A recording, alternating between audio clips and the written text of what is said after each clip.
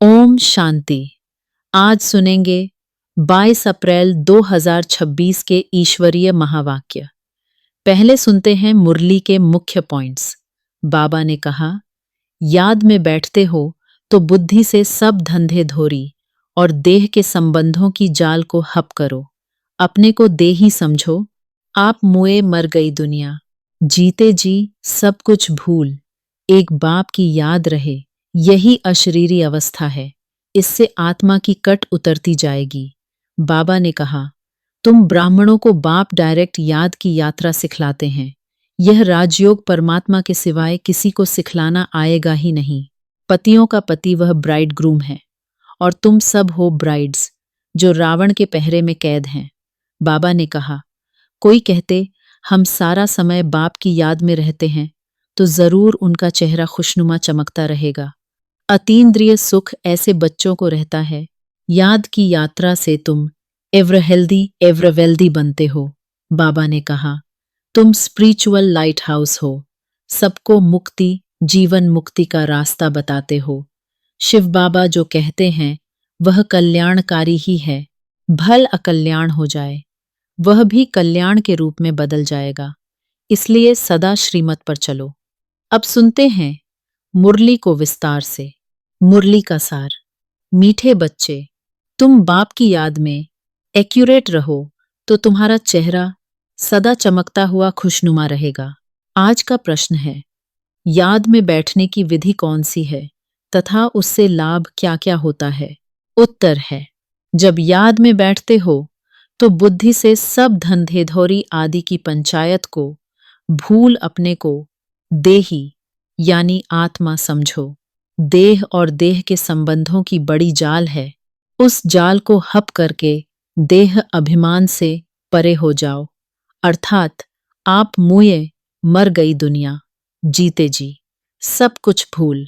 एक बाप की याद रहे, यह है अशरीरी अवस्था। इससे आत्मा की कट उतरती जाएगी। आज का गीत है रात के राही। ओम शांति।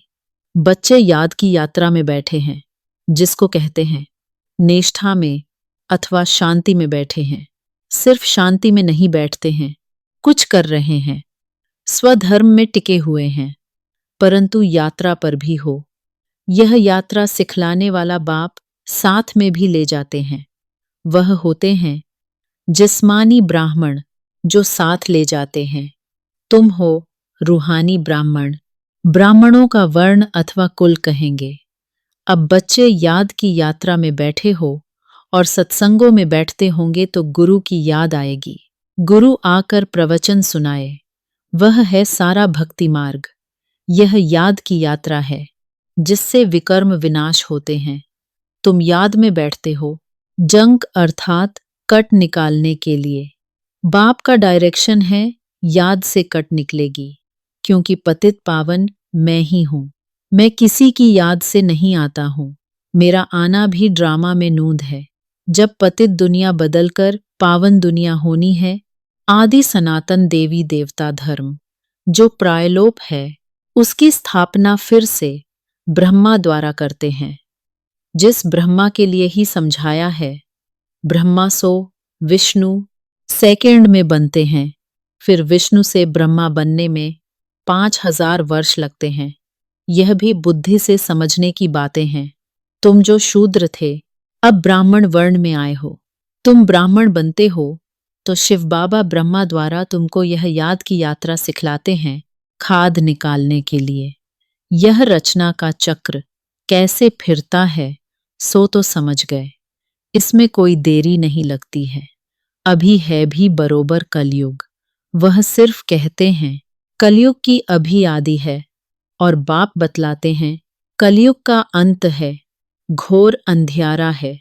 बाप कहते हैं तुमको इन सब वेद शास्त्रों का सार समझाता हूं। तुम बच्चे सुबह को जब यहाँ बैठते हो तो याद में बैठना होता है, नहीं तो माया के तूफान आएंगे। धंधे धोरी तरफ बुद्धियोग जाएगा। यह सब बाहर की पंचायत है ना। जैसे मकड़ी कितने जाल निकालती है, सारा हप भी कर लेती है। देह का कितना प्रपंच है। काका, चाचा, मामा, गुरु गोसाई, कितनी जाल दिखाई पड़ती है, वह सारी हप करनी है देह सहित। अकेला देही बनना है। मनुष्य शरीर छोड़ते हैं तो सब कुछ भूल जाते हैं। आप मुए मर गई दुनिया। यह तो बुद्धि में ज्ञान है कि यह दुनिया खत्म होनी है। बाप समझाते हैं, जिसका मुख नहीं खुलता है तो सिर्फ याद करो। जैसे यह ब्रह्मा बाप को याद करता है, कन्या पति को याद करती है, क्योंकि पति परमेश्वर हो जाता है। इसलिए बाप से बुद्धि निकल पति में चली जाती है। यह तो पतियों का पति है, ब्राइड ग्रूम है ना। तुम सब हो ब्राइड्स। भगवान की सब भक्ति करते हैं। सब भक्तियां रावण के पहरे में कैद हैं, तो बाप को जरूर तरस पड़ेगा ना। बाप रहमदिल है, उनको ही रहमदिल कहा जाता है। इस समय गुरु तो बहुत प्रकार के हैं। जो कुछ शिक्षा देते हैं उनको गुरु कह देते हैं। यहाँ तो बाप प्रैक्टिकल में राजयोग सिखलाते हैं। यह राजयोग किसको सिखलाना आएगा ही नहीं। परमात्मा के सिवाय परमात्मा ने ही आकर राजयोग सिखाया था। फिर उससे क्या हुआ, यह किसको पता नहीं है। गीता का प्रमाण तो बहुत देते हैं। छोटी कुमारियां भी गीता कंठ कर लेती हैं, तो कुछ न कुछ महिमा होती है। गीता कोई गुम नहीं हुई है। गीता की बड़ी महिमा है। गीता ज्ञान से ही बाप सारी दुनिया को रिजुवनेट करते हैं। तुम्हारी काया कल्पत्रु गीता के बाप कल्प वृक्ष समान अथवा अमर बना देते हैं। तुम बच्चे बाप की याद में रहते हो, बाबा का आह्वान नहीं करते। तुम बाप की याद में रह अपनी उन्नति कर रहे हो। बाप के डायरेक्शन पर चलने का भी शौक होना चाहिए। हम शिव बाबा को याद करके ही भोजन खाएंगे। गोया शिव बाबा के साथ खाते हैं। दफ्तर में भी कुछ न कुछ टाइम मिलता है। बाबा को लिखते हैं, कुर्सी पर बैठते हैं तो याद में बैठ जाते हैं। ऑफिसर आकर देखते हैं, वह बैठे बैठे गुम हो जाते हैं, अर्थात अशरीरी हो जाते हैं। किसी की आंख बंद हो जाती है, किसकी खुली रहती है। कोई ऐसा बैठा होगा, कुछ भी जैसे देखेगा नहीं, जैसे गुम रहते हैं, ऐसे ऐसे होता है। बाबा ने रस्सी खींच ली और मौज में बैठा है। उनसे पूछेंगे, तुमको क्या हुआ? कहेंगे, हम तो बाप की याद में बैठे थे। बुद्धि में रहता है, हमको जाना है बाबा के पास। बाप कहते हैं, सोल कॉन्शियस बनने से तुम हमारे पास आ जाएंगे। वहां पवित्र होने बिगर थोड़े ही जा सकेंगे। अब पवित्र बने कैसे, वह बाप ही बता सकते हैं। मनुष्य बता न सकें। तुमने कुछ न कुछ समझा हुआ होगा तो औरों का भी कल्याण करेंगे। तुमको कोई का कल्याण करने, बाप का परिचय देने का पुरुषार्थ जरूर करना है। भक्ति मार्ग में भी ओ गॉड फादर कह याद करते हैं। गॉड फादर रहम करो, पुकारने की एक आदत हो गई है। बाप तुम बच्चों को अपने समान कल्याणकारी बनाते हैं। माया ने सबको कितना बेसमझ बना दिया है। लौकिक बाप भी बच्चों की चलन ठीक नहीं देखते हैं तो कहते हैं कि तुम तो बेसमझ हो। एक वर्ष में बाप की सारी मिल्कियत उड़ा देंगे। तो बेहद का बाप भी कहते हैं, तुमको क्या बनाया था, अभी अपनी चलन तो देखो। अब तुम बच्चे समझते हो कैसा वंडरफुल खेल है। भारत का कितना डाउनफॉल हो जाता है। डाउनफॉल ऑफ भारतवासी। वह अपने को ऐसे समझते नहीं हैं कि हम गिरे हैं, हम कलयुगी तमो प्रधान बने हैं। भारत स्वर्ग था, अर्थात मनुष्य स्वर्गवासी थे। वही मनुष्य अब नरकवासी हैं। यह ज्ञान कोई में है नहीं, यह बाबा भी नहीं जानता था। अभी बुद्धि में चमत्कार आया है। 84 जन्म लेते लेते सीढ़ी तो जरूर उतरनी पड़ेगी, ऊपर चढ़ने की जगह भी नहीं है। उतरते उतरते पतित बनना है। यह बात कोई की बुद्धि में नहीं है। बाप ने तुम बच्चों को समझाया है, तुम फिर भारतवासियों को समझाते हो कि तुम स्वर्गवासी थे, अब नरकवासी बने हो। 84 जन्म भी तुमने लिए हैं, पुनर्जन्म तो मानते हैं ना। तो जरूर नीचे उतरना है। कितने पुनर्जन्म लिए हैं वह भी बाप ने समझाया है। इस समय तुम फील करते हो हम पावन देवी देवता थे, फिर रावण ने पतित बनाया। बाप को आकर पढ़ाना पड़ता है शूद्र से देवता बनाने के लिए। बाप को लिबरेटर, गाइड कहते हैं, परंतु अर्थ नहीं समझते हैं। अभी वह समय जल्दी आएगा जो सबको पता पड़ेगा। देखो क्या से क्या बन गए हैं, ड्रामा कैसे बना हुआ है। किसको स्वप्न में भी नहीं था कि हम लक्ष्मी नारायण जैसा बन सकते हैं। बाप कितना स्मृति में ले आते हैं। अब बाप से वर्षा लेना है तो श्रीमत पर चलना है। याद की यात्रा की प्रैक्टिस करनी है। तुमको मालूम है कि पादरी लोग पैदल करने जाते हैं, कितना साइलेंस में ऐसे चलते हैं। वह क्राइस्ट की याद में रहते हैं। उन्हों का क्राइस्ट के साथ लव है। तुम रूहानी पंडों की प्रीत बुद्धि है, परम प्रिय परमपिता परमात्मा के साथ। बच्चे जानते हैं नंबरवार पुरुषार्थ अनुसार कल्प पहले मुआफिक राजधानी जरूर स्थापन होगी। जितना पुरुषार्थ कर श्रीमत पर चलेंगे।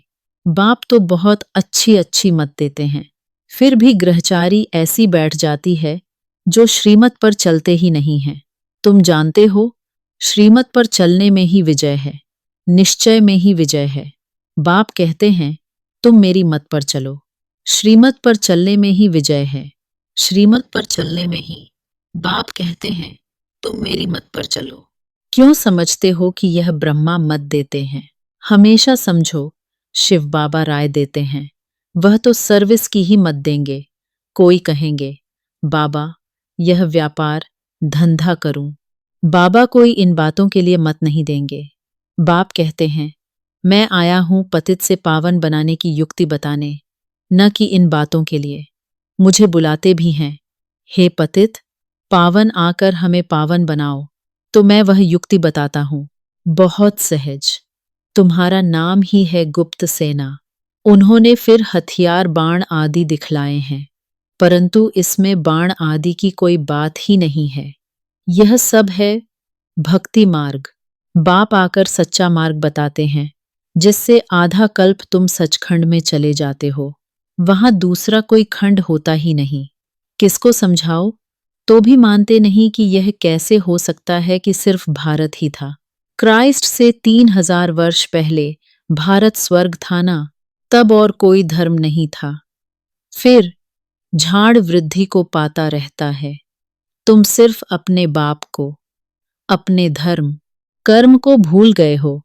देवी देवता धर्म का अपने को समझते तो गंदी चीजें आदि कुछ भी नहीं खाते, परंतु खाते हैं क्योंकि वह गुण नहीं है, इसलिए अपने को हिंदू कह देते हैं।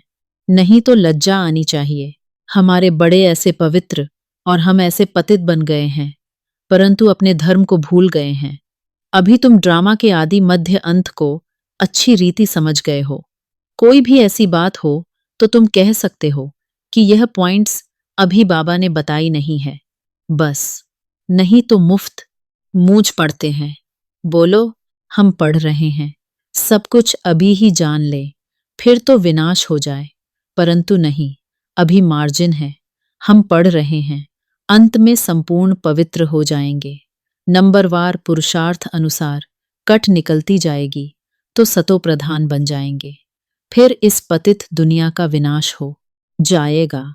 आजकल कहते भी हैं कि परमात्मा कहाँ जरूर आया है, परंतु गुप्त है। समय तो बरोबर विनाश का है ना।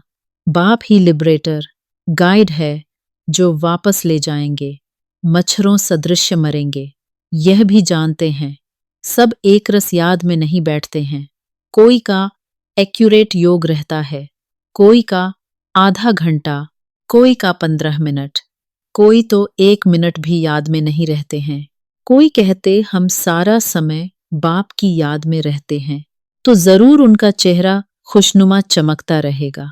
अतीन्द्रिय सुख ऐसे बच्चों को रहता है, कहाँ भी बुद्धि भटकती नहीं है। वह सुख फील करते होंगे। बुद्धि भी कहती है एक माशूक की याद में बैठा रहे तो कितनी कट उतर जाए, फिर आदत पड़ जाएगी। याद की यात्रा से तुम एवरहेल्दी एवरवेल्दी बनते हो। चक्र भी याद आ जाता है। सिर्फ याद में रहने की मेहनत है, बुद्धि में चक्र भी फिरता रहेगा। अभी तुम मास्टर बीजरूप बनते हो। याद के साथ स्वदर्शन चक्र को भी फिराना है। तुम भारतवासी लाइट हाउस हो, स्पिरिचुअल लाइट हाउस। सबको रास्ता बताते हो घर का, वह भी समझाना पड़ेना।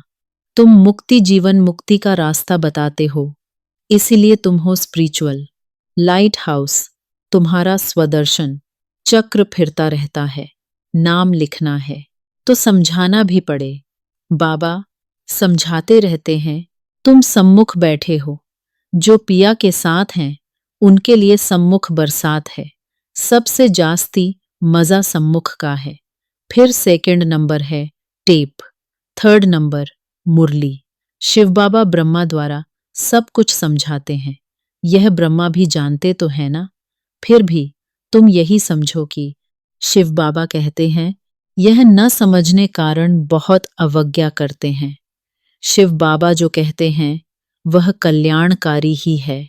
भल अकल्याण हो जाए, वह भी कल्याण के रूप में बदल जाएगा। अच्छा, मीठे मीठे सिकील धे बच्चों प्रति मात पिता, बाप दादा का याद, प्यार और गुड मॉर्निंग। रूहानी बाप की रूहानी बच्चों को नमस्ते। धारणा के लिए मुख्य सार। पहला पॉइंट है, बाप के हर डायरेक्शन पर चलकर अपनी उन्नति करनी है। एक बाप से सच्ची सच्ची प्रीत रखनी है। याद में ही भोजन बनाना और खाना है।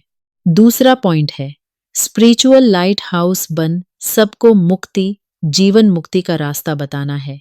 बाप समान कल्याणकारी जरूर बनना है। वरदान है, ईश्वरीय शान में स्थित रह, कर्म शानदार बनाने वाले सर्व परेशानियों से मुक्त भव। सदा इसी ईश्वरीय शान में रहो कि मैं बाप दादा का नूरे रत्न हूं। हमारे नयनों व नजरों में कोई भी चीज समा नहीं सकती। इस शान में रहने से भिन्न भिन्न प्रकार की परेशानियां स्वत समाप्त हो जाएंगी। कोई भी प्रकार की कंप्लेन नहीं रह सकती। जितना जो अपनी ऊंची शान में स्थित रहते हैं उन्हें मान भी स्वत प्राप्त होता है और उनके हर कर्म शानदार होते हैं। आज का स्लोगन है, ट्रस्टी वह है जो अपना सब कुछ बाप हवाले कर दे। आज के अव्यक्त इशारे। महान बनने के लिए मधुरता और नम्रता का गुण धारण करो। आपके हर बोल में मधुरता, संतुष्टता, सरलता की नवीनता हो। ब्राह्मण आत्माओं के बोल साधारण बोल न हो। यही महानता और यही नवीनता है। मधुर बोल, मधुर संस्कार, मधुर स्वभाव द्वारा दूसरों का भी मुख मीठा कराते रहो। सदा अथक भव और मधुर भव के वरदानों से बढ़ते उड़ते चलो। ओम शांति। मीठे बच्चे।